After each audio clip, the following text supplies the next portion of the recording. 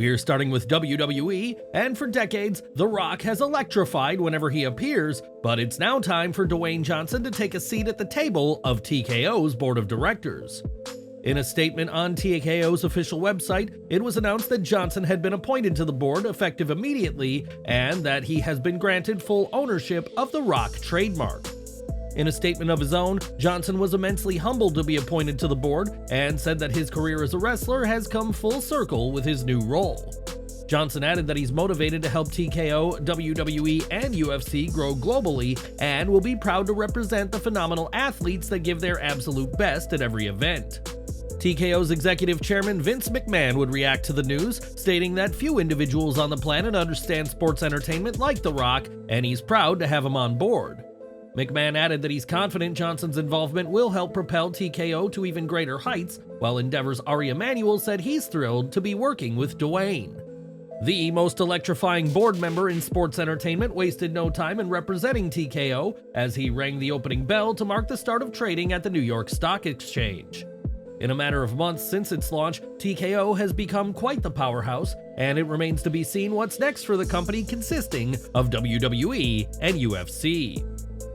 With Dwayne Johnson now literally on board, fans are excited that this could mean we see more of The Rock in WWE and perhaps the long-awaited showdown with Roman Reigns. Given his comments on the Day 1 edition of Raw, it's certainly looking possible that such a match could happen, and Johnson isn't shutting down the idea outside of the ring either. During an appearance on Hot Take, Johnson was asked about a main event match with his cousin and said they could put on the greatest and biggest WrestleMania of all time. He added that there's a chance this match will happen, and made sure to praise the incredible group of men and women who would also be part of the card for this epic WrestleMania.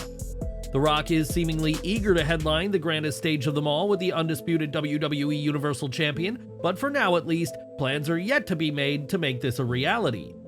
While speaking on Wrestling Observer Radio, Dave Meltzer stated that as of now, The Rock has not officially signed for WrestleMania, but that the idea of a match is absolutely in play. Johnson would prefer to have the match at WrestleMania, but Meltzer suggested that the Saudis could make a move to have the match at one of their events instead. Rock vs. Reigns is huge, but for now, nothing has been set in stone, and we'll have to wait and see whether the match is at WrestleMania or in Saudi Arabia, if it happens at all. Yesterday was a huge day for WWE to say the least, so it probably wasn't a massive surprise when an all-staff meeting was held in Stamford at the company's new headquarters. What will have been a surprise for the employees in Stamford is The Rock, who made a surprise appearance to help celebrate such a historic day for the company. PW Insider reports that the meeting took place at 4 p.m. local time and that staff had actually been informed about the meeting on Monday before all the massive events went down. WWE is doing huge business right now, and the juggernaut couldn't run without those in Stamford, so it's great to see that they were recognized for all their hard work by TKO's new board member. So The Rock is officially on board, and with his appointment to TKO, the People's Champion has secured himself a massive payday from the company. Johnson will be receiving a substantial compensation package as part of his appointment, including $30 million worth of TKO stock, which will be granted him in 25% chunks from now until 2025. WWE has also granted Johnson full ownership of the term The Rock, granting him all related intellectual property assets associated with the moniker he made a household name in his career. WWE entered into an independent services contractor and merchandising agreement with Johnson, meaning WWE can continue to use his name and likeness on licensed products for at least the next decade. Johnson will also continue to receive royalties from WWE for his appearances in merchandise and made $491,000 in 2023 alone for his likeness being used by the company. During the Attitude Era, The Rock and Triple H were once the fiercest of rivals, but this week, the game had nothing but love for Johnson following his TKO announcement. On Twitter, Triple H called his appointment an incredibly exciting day for the business, adding that TKO continues to grow bigger and better every day. These are still early days for Dwayne Johnson and TKO, and there's still a lot of questions, but fans can expect plenty of huge moves in the future if this week is anything to go by. Now, during the Day 1 Raw, The Rock and Cody Rhodes had a backstage interaction, which some believe may not be the last time the pair come face to face. Some have even suggested a triple threat for WrestleMania, pitting both Cody and The Rock against Roman Reigns, but what is the story behind this backstage interaction? Fightful Select reports that the interaction happened right outside gorilla position and was caught on camera by both The Rock's team as well as a WWE photographer.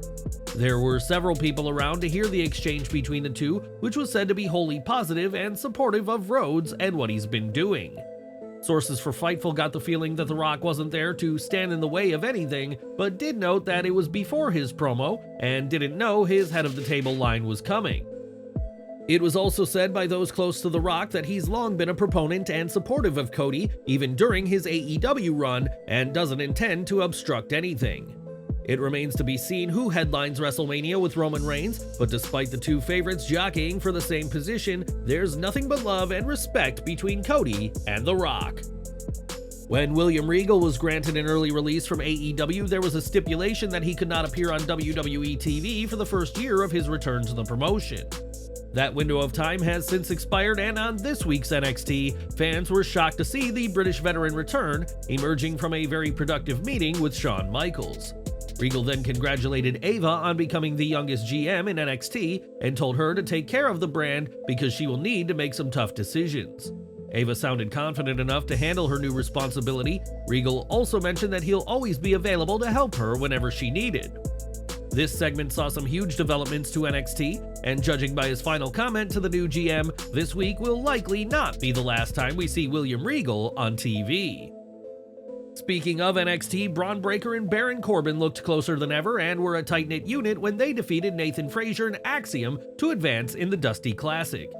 Corbin came out with the wolf head that Breakker famously wore at No Mercy for his match against Corbin, showing their cohesiveness, and the match ended with Breakker spearing Frazer.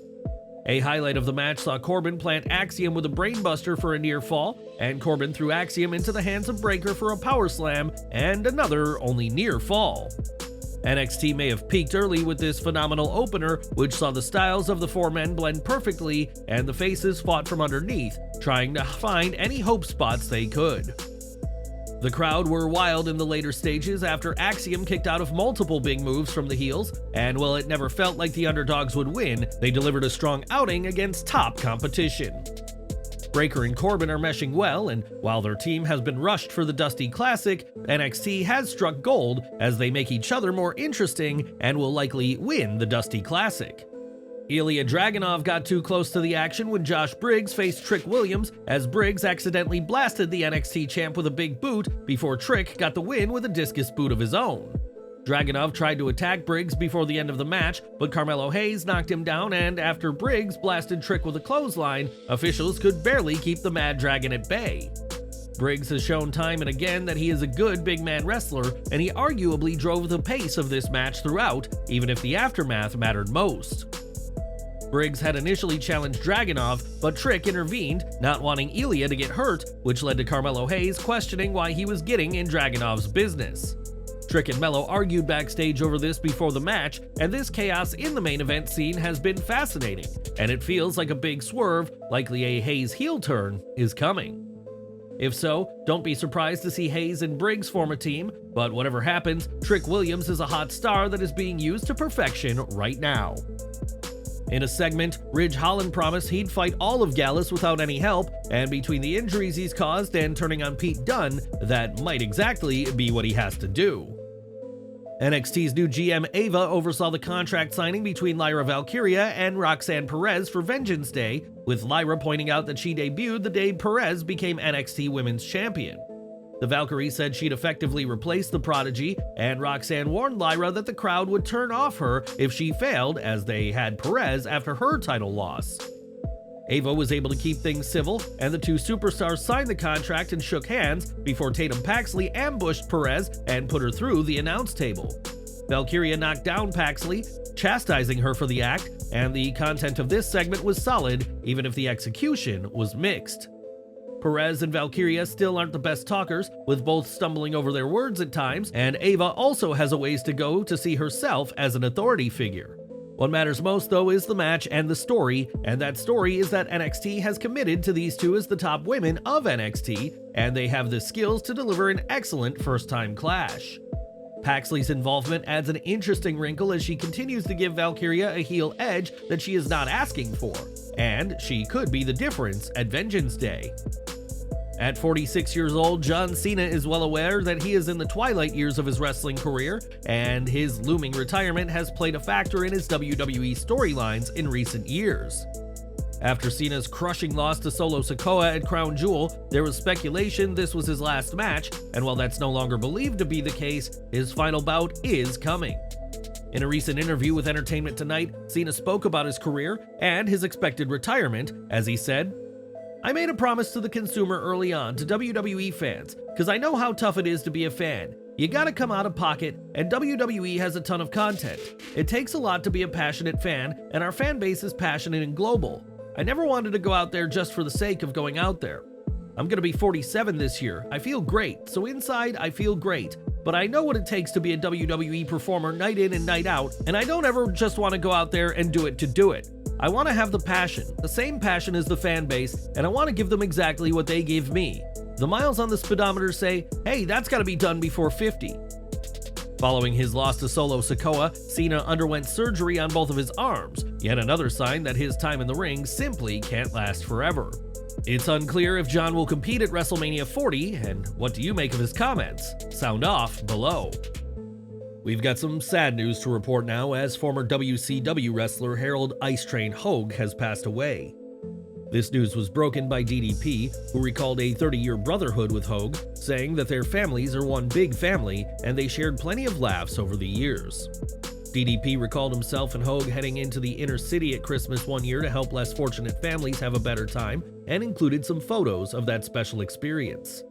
At this time, it's still unclear how Hogue passed away, but we'd like to offer our deepest condolences to DDP and Harold's family and friends at this very sad time.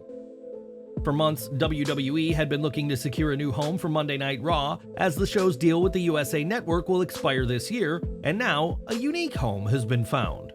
In a statement on its corporate website, WWE revealed that they have reached a deal with Netflix that will see the Red brand begin streaming on the platform starting January 2025.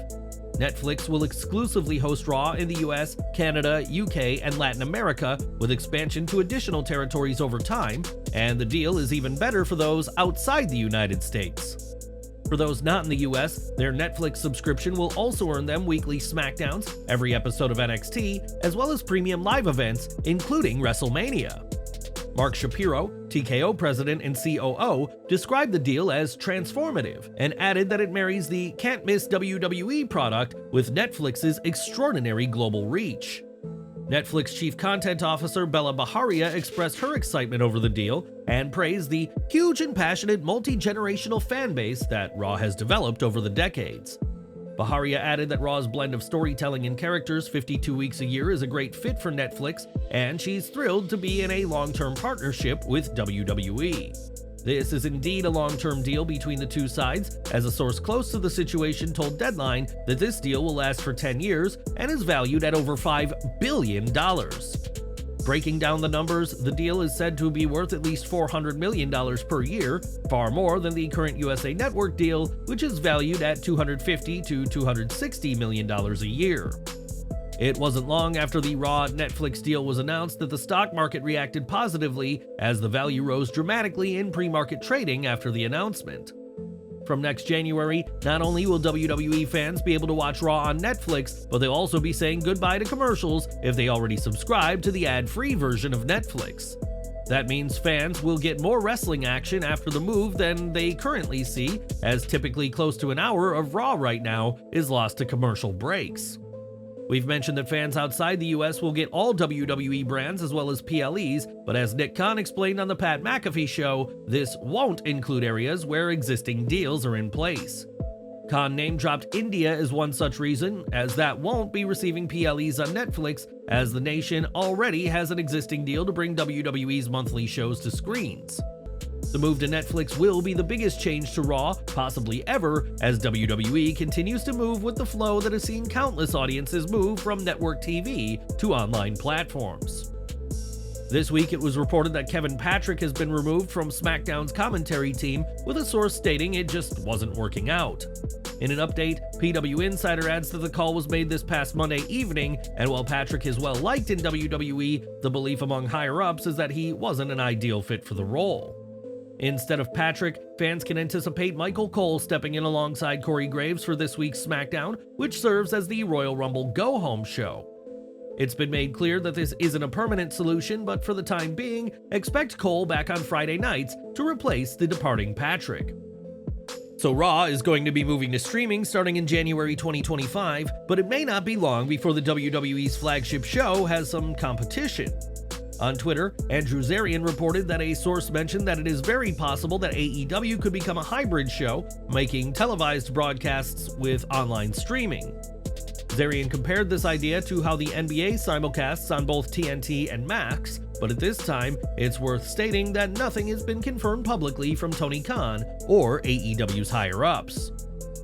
More from NXT, and after making her in-ring debut in last week's Battle Royal, Wren Sinclair, aka ex-NWA star Maddie Renkowski, faced Lash Legend in singles action this week.